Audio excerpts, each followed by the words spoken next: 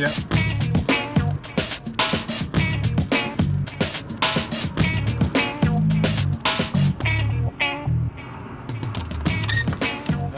How you doing? How you doing? Good to see you. Okay.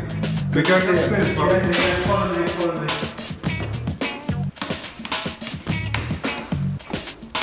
Had a good journey in? Yeah, it was a bit hairy once we got into London. Right, okay, well. It's London. Welcome to Brixton, or Camberwell. Okay, this is a really nice place here, man. Yeah. Come in. Brilliant. So we have Pete's place. Okay, fantastic. Hey.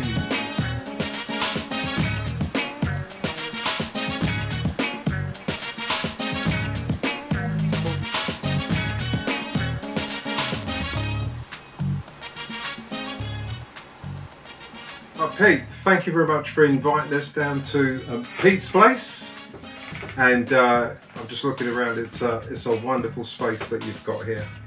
Oh, look, it's great to have you, Rick. It's been a long time. You finally got here, so Yes. yeah, I mean, welcome to Pete's place. Thank you. So part of my visit here is obviously to ask you some questions about your experiences and what it took to put Pete's place together. I'd like to ask you, you've been into home studio recording for a long time, you know, like many of us. I mean, I'm still running my studio from home, but you've decided to take a break from that and go to developing a commercial facility. So what was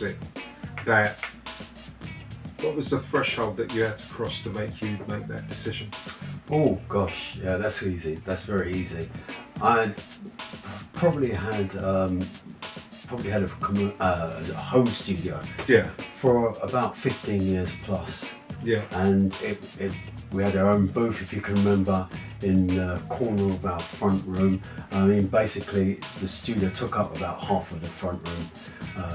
So yeah, for a long time, I mean, my family was sort of growing up sort of like the kids, you know, seeing this sort of burgeoning studio. One of the things was, it felt like it was time to sort of spread out. So actually, I'm not quite sure when I was looking for premises, and I was offered premises, which I felt, yeah, I could, from a budget point of view, yeah, that could work. Yeah, it wasn't always 100% about doing a commercial studio, opening it up for sort of the public. It was more space for myself to actually grow. So I think that was really probably the crucial thing about it, needing sort of space to grow. It's very difficult to invite sort of like musicians back, sort of like you met at a club, or you know, someone sort of called you up, Pete, I want to sort of lay this sort of bass line down sort of at 2 o'clock in the morning. Yeah, sure. Yeah, very difficult to sort of like do a mix on a Sunday morning, sort of at full volume. So just checking this mix now, you know. We have sociable for the neighbours. No, definitely. Even though we have great neighbours, sometimes sort of like be mindful. Yeah, people's patience can with things. So yeah, it was time. So the experience of putting together Pete's place, what would you identify as, you know, through your experiences, because I'm sure there may have been challenges to overcome during that time. What would you say are the do's and don'ts of somebody who's thinking about doing what you've done? I think well, I can definitely tell you the don'ts. The do's. You do need to do your research. You need to have I think you need to have a clear picture of how you see yourself developing? Yeah. How do you see your market, what your strengths are, Yeah. and actually gear your studio up to your strengths, to where you see, you know, your market, your target market, where they're at, or where they're going, where the market is. Yeah, and you need to sort of tune everything into that. You need to make sure that whatever you, unless you have sort of like, you know, kind of like endless funds, you really do need to make sure that whatever you buy is fit for purpose Sure. for your intended market. Did you have any nightmares when you did that? Yes, I mean, yeah, we all make mistakes and you learn from Sure. mistakes. I think one of the main things was that we are a 2-room or 2-studio facility. Yes. So we started off with one large control room, which was fine. There was an adjoining room. This facility has always been a studio. Okay. So it was actually built as a studio. Yeah, that must have helped. Yeah, definitely together. helped 100%. So actually, when the second room became available, it was actually next door to the control room, and already you had the sort of you had your window already in there, and yeah, it was good to go, or so I thought. Sure. Until I walked in there, and you could actually hear noises coming from other parts of the building, which Whoa. straight away said, right, okay, what do we do? Do we say no, or do we say, okay, let's embark on a soundproofing job? And I chose the latter. Sure. Which a soundproofing job, until you try it or you go into it or you've done it, you don't know what you're letting yourself in for. Yeah. Okay. No, thank you for that. So, having got the studio together, and then the gear that you were going to put in your studio, how much of that was driven by what your potential customers might want, and or the way that you like to work? Right. Okay. Because I'm looking at some of the equipment in here, and I'm saying, well, yeah, that's got to be a personal choice. Because we've got a couple of S5000s and that kind of thing, and you know, the current crop of youngsters, that's not their background musically. You know, everything's in the box. So how did you make those decisions about what you would keep and what you would bring in with a view to accommodating your customers? Right, okay. So as you've alluded to, I come from really a hardware background. Sure. So we've got the Mackie desks, we've got our Lexicon effects, we've got various processors, as you said, in fact I actually got 3 Akai S5000s. Wow. That's how much I loved them. Yeah. On top of that, Novation, Supernova, Yeah. a few other sound modules, and loads of sort of processors. So really, bringing them all into this place, first thing I thought, that's my personal setup. That's Sure. my story, my history. Once I've decided to make that move to make a commercial studio, you're looking at, right, where is the market now? And as you quite rightly said, a large percentage of people were now working totally in the box.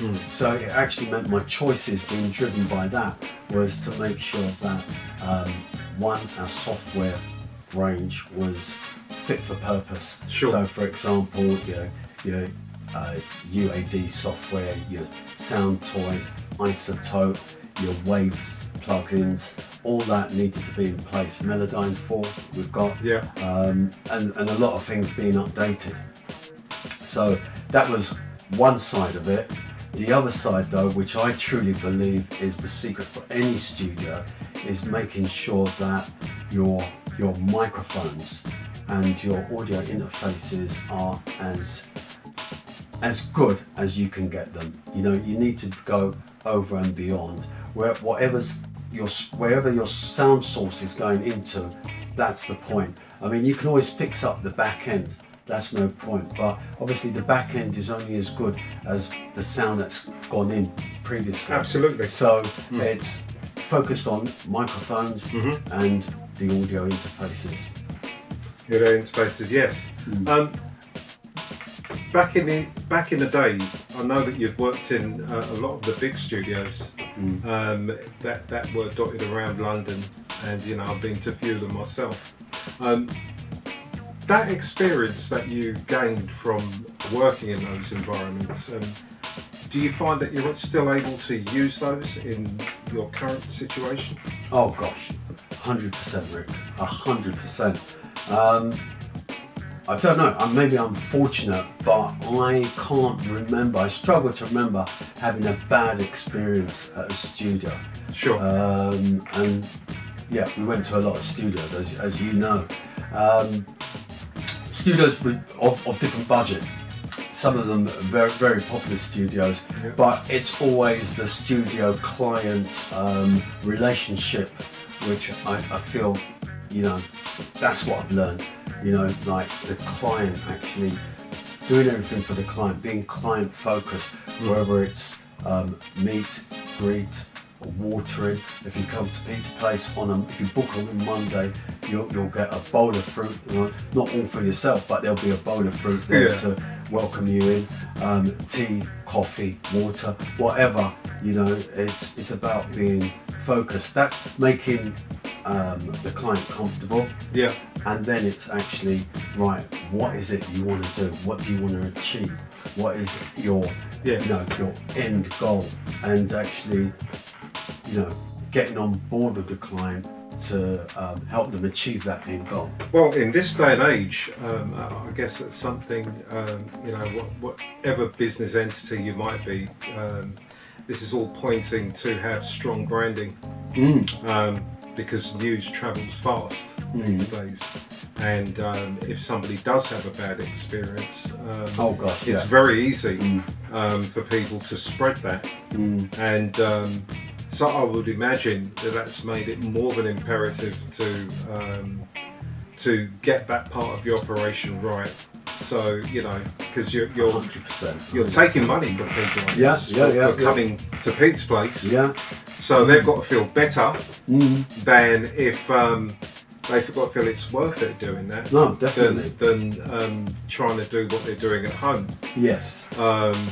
Because they can these days. You know, there's no. Nobody is compelled to use a commercial studio these days, but you go there for a reason. Yeah. You go there for expertise. I would imagine you go there for good customer relations. You know, being treated right, being given what you need to do to get your product right. So, yes, I can totally understand your perspective on this, and I guess. In this day and age, because we've seen the demise of many big commercial studios. If you're going to make your name in the 21st century, you know, you've got to be able to wear all the hats. No, definitely, and that's another side of building a commercial studio and trying to stay in the game. Absolutely. If you like, we are a business. So yeah, we look at the competition around, and actually we like to think that at Pete's Place we punch way above our weight. So in terms of microphone, whether it's microphone choices, audio interface, our total range of software. Sure. You know, software. Obviously we haven't got an endless budget, but what we try to do, if we haven't got that, I'm not going to tell a client that, oh yeah, just come down, we can sort that out. If I haven't got it, I haven't got it. You know, if I can get it, I'll get it. You know, whether it's software, or it's a piece of hardware. But as you know, in this industry, there is always a workaround, and very often the workaround ends up to be more creative and more inspiring, and actually sound absolutely great. And people will say, how did you get that sound? Did you use this? Did you use that? No, all we did was plug it into this, plug that into that, mic'd it up, and hey presto, we got the sound.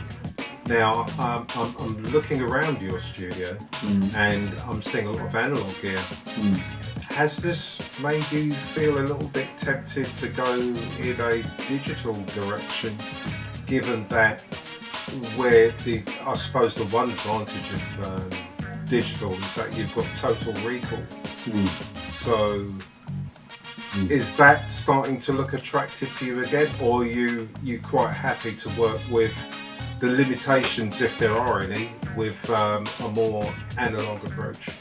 I think definitely in the future there's a strong possibility that's where we will end up. Whether I can sort of still accommodate my Mackie desks, who knows? I mean, you know, I've stood by the Mackie desks because I love the sound that they produce. Sure. And I don't think, of course, there's always, you know, SSLs out there and other sort of like desks that, you know, if you've got 100 grand, but Mac is just like the studio, punch way above their weights. And when you're sort of working with sort of some of the interfaces we have and with the top end mics, I don't think you can go wrong. You're right in what you're saying, that even if you do commit to going the digital route, there are people that want to come back out because they appreciate the very same things that you've said about using the likes of the Mackies and so forth. I mean, it's true, they're a well-proven mixer over a long period of time, and the truth is, if you're getting good results from them, I mean, I would say that it's very unlikely that the listener would be able to tell whether that was done using a Mackie or whether that was being straight out of the box from you know, from a computer. So definitely, it's a really healthy way of looking at it. Definitely. I mean, at the end of the day, it's all about flexibility. Absolutely. Because there are people who still sort of feel more comfortable using hardware, and they think, oh right, okay, you've got this, you've got that, this 5000s, you've got lexicons, blah blah blah blah blah. Yeah, they're happy. They're actually happy with it. That's their territory. And if you're happy in that area, you will reap results. So if I could ask you this, if there was one thing that you wanted your clients to say about Pete's Place, what would you hope it would be? Oh my word. If there's one thing that I'd like a client to say about Pete's Place, is to say, no, they make a difference. They make a difference. I thought I could do it at home, but no. I thought, why am I going to a studio? Somebody recommended me. I wasn't sure, but I sort of said, let me book sort of 2, 3, 4 hours and find out. And they realised this is what I've been missing. Yeah. Pete, thank you so much for inviting us down today. It's been an incredible experience speaking with you about what's happening with Pete's Place. And if you've got prospective customers out there that want a studio experience like yours, where can they get hold of you? Well, first of all, they can get in touch with us through our website, www.petesplace.co.uk, or catch us up on Instagram or Facebook, and have a look in and see what we've got, and we'd be happy to have a conversation with you.